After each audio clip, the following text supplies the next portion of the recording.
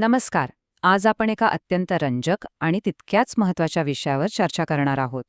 विचार करा, सध्या आपला भारत देश एकाच वेळी दोन अगदी वेगवेगळ्या पण अत्यंत महत्त्वाच्या आघाड्यांवर लढतोय.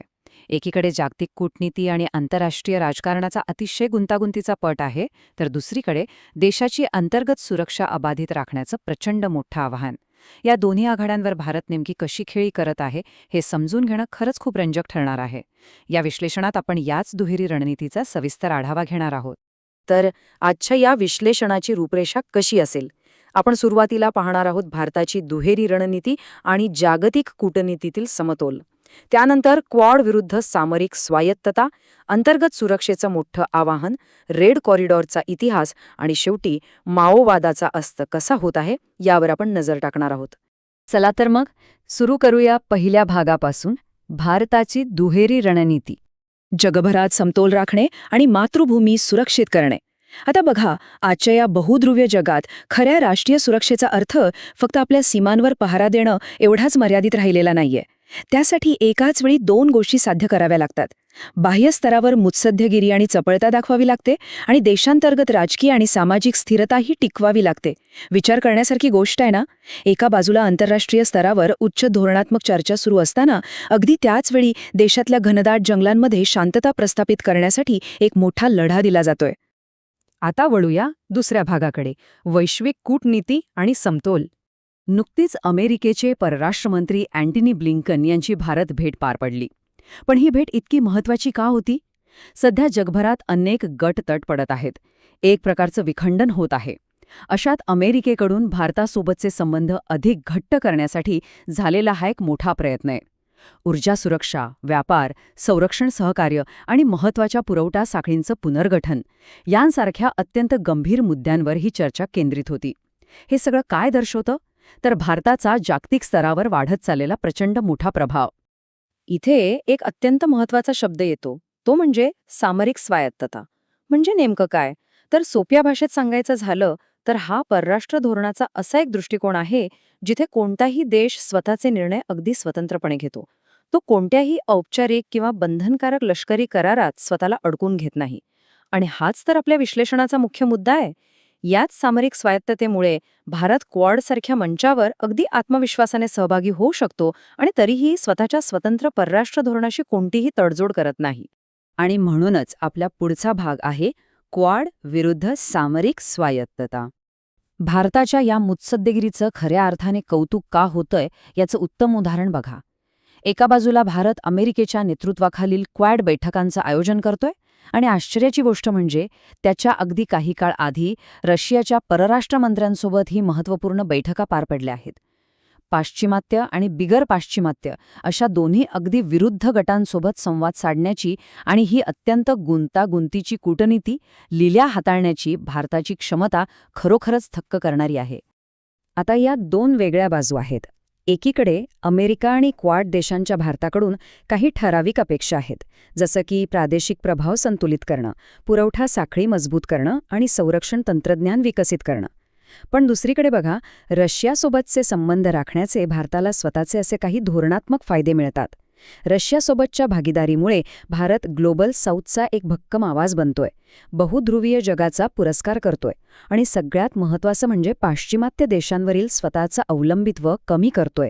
वरवर पाहता हे परस्पर विरोधी वाटू शकतं, पण भारताच्या राष्ट्रीय हितासाठी हा एक अत्यंत अचूक आणि गरजेचा समतोल आहे. आता आपण आंतरराष्ट्रीय सीमांवरून लक्ष काढून देशाच्या आत पाहूया. विभाग 4, आंतरिक सुरक्षेचे आव्हान. अंतर्गत सुरक्षेवर पडलेली रेड कॉरिडॉर म्हणजेच लाल पट्ट्याची गडद छाया ही भारतासमोरील एक अत्यंत प्रदीर्घ आणि गंभीर समस्या राहिली आहे.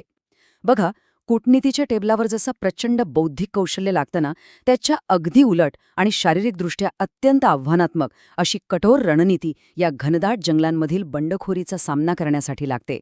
हे आव्हान बाहेरच्या देशांशी बोलणी करण्याइतकंच किंबहुना त्याहूनही अधिक खडतर आहे. आता अंतर्गत सुरक्षेचा हा मुद्दा देशाच्या राजकारणापासून वेगळा काढता येत नाही, हेही तितकंच खरे. उदाहरणार्थ, केंद्रीय गृहमंत्री अमित शहा यांच्या एका विधानानुसार बिगर भाजप सरकारांनी माओवादमुक्त मोहिमेत सहकार्य केलं, परंतु काँग्रेस सरकारने मात्र तसं केलं नाही.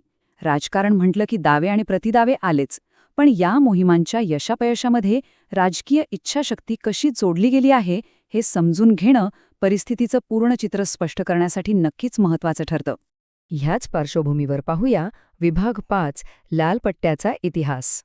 फक्त हा एक आकडा बघा, 150 जिल्हे. यावरूनच या धोक्याची व्याप्ती किती अवाढव्य होती याची कल्पना येते. एकेकाळी या माओवादाचा प्रभाव देशातल्या तब्बल 14 राज्यांमधील 150 जिल्ह्यांमध्ये पसरला होता. अगदी उत्तरेला पशुपतीनाथपासून ते दक्षिणेला तिरुपतीपर्यंत हा एक मोठा रेड कॉरिडॉर तयार झाला होता. प्रशासनापुढे हे केवढं मोठं राष्ट्रीय सुरक्षेचं संकट होतं याचा विचार करा. हा सगळा प्रवास कसा झाला? 60च्या दशकात पश्चिम बंगालमधील नक्षलबारी इथून या चळवळीची ठिणगी पडली. पुढे 90च्या दशकात तिने दंडकारण्यात अत्यंत हिंसक आणि रौद्र रूप धारण केलं. 2004 मध्ये शांतता चर्चेचे प्रयत्न झाले खरे, पण परिस्थिती नियंत्रणात आणण्यासाठी पुढे 2005 ते 2007 दरम्यान नागा बटालियन आणि सलवा जुडूमसारख्या मोहिमा राबवाव्या लागल्या. तरीही हिंसाचार पूर्णपणे थांबला नाही. 2013 मध्ये सुकमाच्या झिरम घाटीमध्ये झालेला रक्ताळेला हल्ला याचाच एक भीषण परिणाम होता. हा संपूर्ण इतिहास पाहिला की आजच्या मोहिमांचं गांभीर्य अधिक स्पष्ट होतं. मगाशी आपण सलवा जुडूमचा उल्लेख केला. हे नेमकं काय होतं? तर छत्तीसगडमधील स्थानिक गावकऱ्यांचीच ही एक सशस्त्र फळी होती, जी माओवाद्यांचा सामना करण्यासाठी तयार केली गेली होती. 2005च्या सुमारास या गटाने माओवाद्यांवर प्रचंड दबाव आणला होता.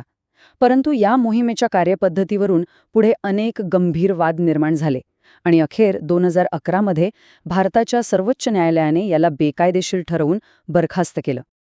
आणि आता आपण पोचलो आहोत आजच्या स्थितीवर. विभाग 6 माओवादाचा अस्थ. आजच्या भौगोलिक स्थितीवर नजर टाकली तर काही मोठे आणि खूप सकारात्मक बदल दिसून येत आहेत. बस्तर आणि दंडकारण्य आजही या संघर्षाचं मुख्य केंद्रबिंदू आहेत हे खरं.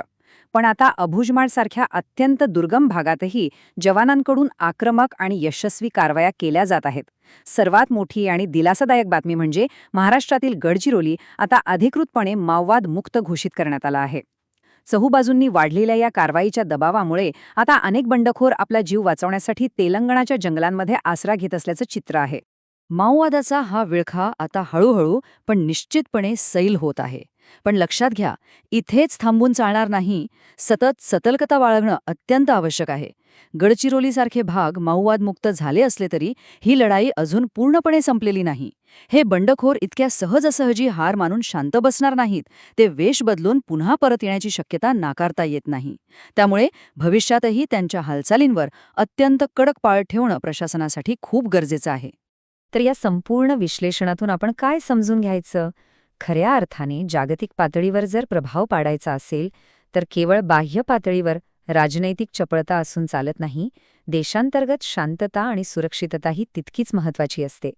भारतातील अंतर्गत सुरक्षेच्या आघाडीवर मिळवलेले हे विजय भारताला जागतिक मंचावर अत्यंत आत्मविश्वासाने आणि भक्कमपणे उभं राहण्यासाठी एक मजबूत पाया प्रदान करत आहेत. जाता जाता एका अत्यंत महत्त्वाच्या प्रश्नावर आपण नक्कीच विचार केला पाहिजे. भारत आपल्या घनदाट जंगलांमधून या बंडखोरीचा समूळ नाश करत असताना या नव्याने प्राप्त झालेल्या अंतर्गत स्थिरतेमुळे नव्या जागतिक व्यवस्थेत भारताची अंतिम भूमिका कशाप्रकारे आकार घेईल? आंतरराष्ट्रीय मुत्सद्देगिरी आणि देशांतर्गत शांतता यांचा हा सुरेख संगम भारताला कोणत्या उंचीवर घेऊन जाईल याकडे आता संपूर्ण जगाचं लक्ष असेल. हे विश्लेषण पाहिल्याबद्दल खूप खूप धन्यवाद. पुन्हा भेटूया अशाच एका रंजक विषयासह.